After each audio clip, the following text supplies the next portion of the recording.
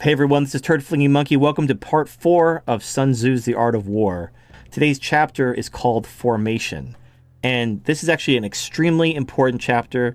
This chapter actually concisely states why I started this series. So when we go through this chapter, you're going to understand exactly why I chose to dissect the art of war and exactly why the art of war is important for understanding where we find ourselves in this situation known as gynocentrism. So let's start with the first section. It says, in ancient times, those skilled in warfare made themselves invincible and then waited for the enemy to become vulnerable. Being invincible depends on oneself, but the enemy's vulnerability depends on himself. So the first principle to understand is you can only focus on yourself. So you make yourself invincible, and then you wait for your enemy to become vulnerable, and then you act. And we've already talked about preparations and calculations, and you go scorched earth and you hit them hard, fast, and continuously. But when do you attack? When they're vulnerable. So while you're waiting for them to fuck up and make a mistake and become vulnerable, you need to focus on yourself and you need to become invincible. Section 2. Those skilled in warfare can make themselves invincible, but cannot necessarily cause the enemy to be vulnerable. Therefore, it is said, one may know how to win, but cannot necessarily do it. And this is kind of like, this literally describes me. I know how to win, but I can't do it. I have the knowledge and the will, but I lack the power. If I had the knowledge, the will, and the power, it would already be done. For right now, all I have is the knowledge and the will, but I don't have the power to actually act. So section 3, one takes on invincibility defending, one takes on vulnerability attacking. One takes on sufficiency defending, one takes on deficiency attacking. Those skilled in defense conceal themselves in the lowest depths of the earth. Those skilled in attack move in the highest reaches of the heavens. Therefore, they are able to protect themselves and achieve complete victory.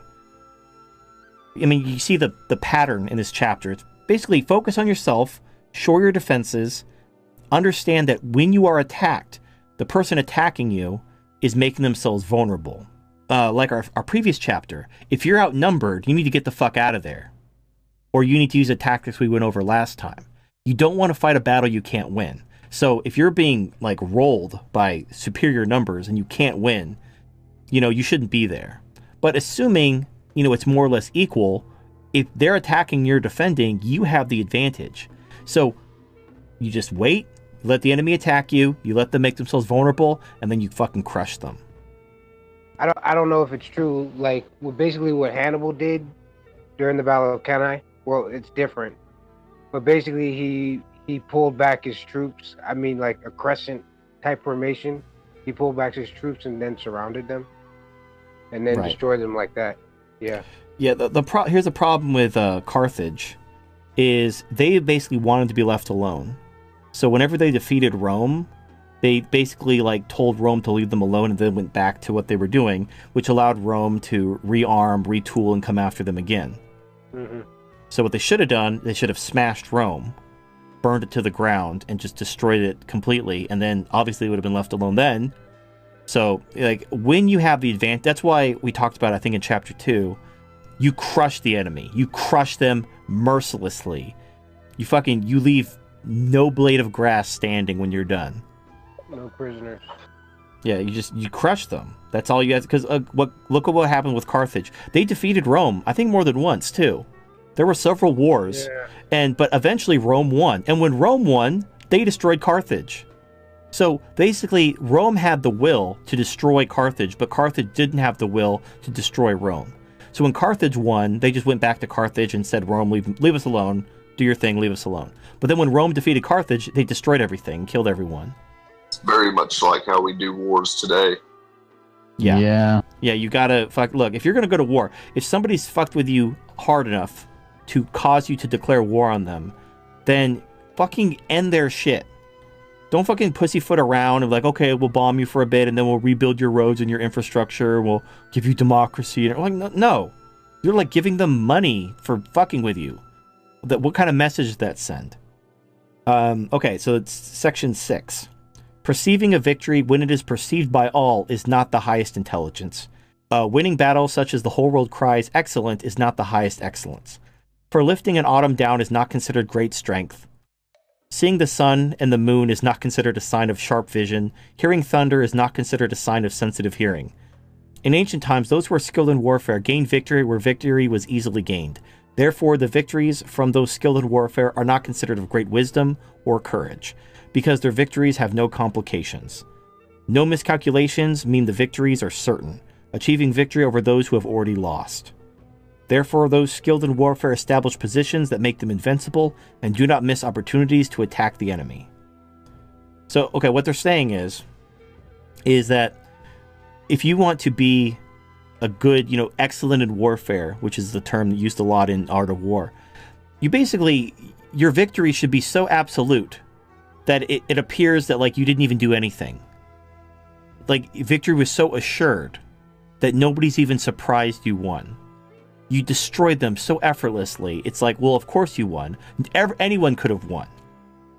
That shows how fucking badass you were. You just fucking completely just teabagged the enemy, and they couldn't do shit to stop you. Yeah. So basically, along the lines of not engaging an enemy until you're certain of victory. That same thing that was covered in one of the earlier chapters. Well, I mean, you can't be 100% certain of anything, but you do the calculations. If you're strong and they're weak, take their... Now, there could be deception. They could be deceiving you, appearing to be weak to lure you in. So you got to be careful of that. But yeah, you should go in there. You should be, again, invincible. You should shore up your defenses. You should focus on yourself. Again, from a previous chapter, you know your enemy and know yourself. You could study your enemy, but the one thing you have absolute control over is yourself. So you should always know yourself. And if you know yourself but don't even know your enemy, like the enemy's a complete mystery, you should still win about half the battles. But if you know yourself and your enemy, you're going to win every battle. And it's a self-fulfilling prophecy, because if you know your enemy, you're going to know exactly when to attack and when not to attack. You're going to know their weaknesses and their strengths. So you're only going to attack when you know you're going to win. Now, it doesn't mean you're going to win every battle. There could be something crazy could happen. Deception could be involved. Who knows? Warfare is chaotic. But generally, you should think before you act. You should only act when you're going to win. And if there's no avenue for victory, if there's no path to victory, you do not start a fight. Do not start shit you can't win. Do not pick a fight with someone you can't beat. I mean, this should be common sense. But you'd be amazed at how people, they think that's like, because my principles, they're like, we have to basically pick a fight now, even though we have no chance of victory. But it's the right thing to do. It's like, but we have no chance of victory. So you're basically you're wasting, at the very least, you're wasting time and mental faculties trying to implement some plan that is guaranteed to fail. Worst case scenario, you're getting people killed. You're having property and valuables and energy and all this shit just fucking destroyed for nothing, because it doesn't matter what you did or what you could have done. You had no way to win. So if you have no way to win, do not start shit. Just focus on yourself, shore up your defenses. You wait for the enemy to make a mistake. Now, go ahead. It's like when Athens went after Syracuse. It was far. They didn't even need to go over there, but they ended up going over there and got pretty much their asses handed to them. Yeah. So, it's what I talk about when I talk about like prepping for the collapse. So you focus on yourself. You become invincible. You look at the landscape, the political landscape, the social landscape, everything, the economic landscape, and you focus on yourself. You need to make sure your finances are in order, that you have skills, you're preparing for when shit goes down. That's all you can do. That's focusing on your defenses. Now, right now, you can't win. Now, when shit hits the fan, when society effectively collapses, and you're prepared and you're invincible, now the enemy is vulnerable. I mean, all these people, here's the problem. Just real talk. We're talking like, collapse scenario. So right now, obviously, there's nothing we can do. There's nothing anyone can do. The government, the police, the military, the entire system, top to bottom, would absolutely destroy anyone who tried to stand up to it. I mean, look at the UK. They just completely bailed on... The people voted for Brexit. And the EU told them, no, we don't like your vote. So we are going to throw out your vote and just pretend it didn't happen because we're the oligarchs. What can the people do? They can't do shit. They don't have guns. There's nothing they can do. All they can do is protest. But the government has already shown they don't care about their vote. So it doesn't matter.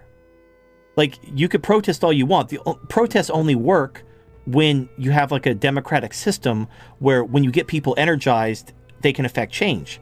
But if the oligarchs have already decided that your democracy doesn't exist and they're just going to do what they want anyway, protests are worthless. But unfortunately, the UK, they gave up their right to bear arms and they're fucked. They literally have nothing they can do. So if you are in the UK, what do you do? What do? You protect yourself. Here's the thing, nothing lasts forever. Anything that can't last forever will inevitably stop being there. So right now you have this bloated welfare state. You have this government that's running all kinds of deficits. It's importing large amounts of incompatible societies. That's going to come to a head very soon. So what you should be doing is preparing. Either get the fuck out of there, or if you have to stay, you focus on yourself. You build up your defenses, socially, economically, everything, and then eventually, shit's gonna get real, and that is when the enemy is vulnerable. So these people who want to launch something now, like we gotta fight this now, we gotta blah blah blah. Like, no. First of all, I have a very strong monkey hunch that a lot of these people calling for action are FBI plants, because they do this. What they do is they plant assets into what are considered potentially extremist groups, and agents will try to rile up the groups to see who's an extremist within the group. So, guy will be like, "Oh, I'm ready to do something. Who's with me? Oh, I got a buddy who's, got a fucking moonshine farm and he can make some explosives for us and we'll all fucking do all kinds of fun shit." And then they see who in this group is open-minded to violence and terrorism. And then once they're like, "Okay, yeah, you're in. Okay, cool." So they start the little group of little domestic terrorists within this group, whether it's the alt-right, whether it's MGTOW, whether it's anything. And so then they arrange a meeting to go pick up the weapons so they can start their little revolution. And lo and behold, there's an FBI sting. And it turns out the guy who was recruiting you the entire time was an FBI asset. And his whole job was to go into these potentially extremist groups to weed out the extremists among them. So just so you know, anytime you hear someone in either, whether it's MGTOW, whether it's the alt-right, whether it's anybody talking about fucking rising up, revolution, rebellion, domestic terrorism, any of that shit, I want you to ask yourself, well, don't even ask yourself, they're probably an FBI plant. All right, that's a good rule of thumb. They're an FBI plant. They're there to weed out people who are basically threats to American security, and that's their job. They're trying to keep America safe. They're trying to prevent another like Las Vegas shooter, another fucking 9/11. They're trying to keep people safe. They're not the bad guys. And the thing is, it works. That tactic works. But don't be that guy. Don't be the guy that follows the siren song of this faux revolutionary FBI plant and then goes to prison for, a conspiracy to commit terrorism. Because no one gives a shit at that point. And they'll have everything you say in social media or email. It will all be recorded. It will all be used against you in a court of law, and you will spend the rest of your life behind bars. So, violence is not the answer. Revolution, coups, domestic terrorism, no. 100% no. It's not going to happen. It's not going to work. I mean, anything you say online, it's not private. So if you think you're going to organize anything, you're wrong. I promise you, you're wrong. So just put that out of your mind. However, what happens when the government runs out of money? What happens when shit hits the fan? What happens when there is no government effectively? When the government goes into its little mine? No more spies. Right. Well, yeah. No one's getting paid. It's like, have you ever seen, that episode of Rick and Morty where Rick took out the economy of the Federation? And they all just started killing each other because there was no money. Like, yeah, well, but the point is once the government has no money, they can't afford to pay all these people to police everybody because police don't work for free. What's going to happen is all the people who have the weapons are just going to become warlords. the military, the police are just going to become warlords because they have weapons. They're going to protect they're going to protect themselves, and they're going to protect their own. They don't give a shit about you. They don't give a shit about what the law says, what a piece of paper says. They don't give a fuck. I mean, it's kill or be killed. So at that point, now, only then do you act. Basically, when the government is done anyway, because now the government's, again, you focus on yourself. You become invincible. You improve yourself. You develop skills to survive.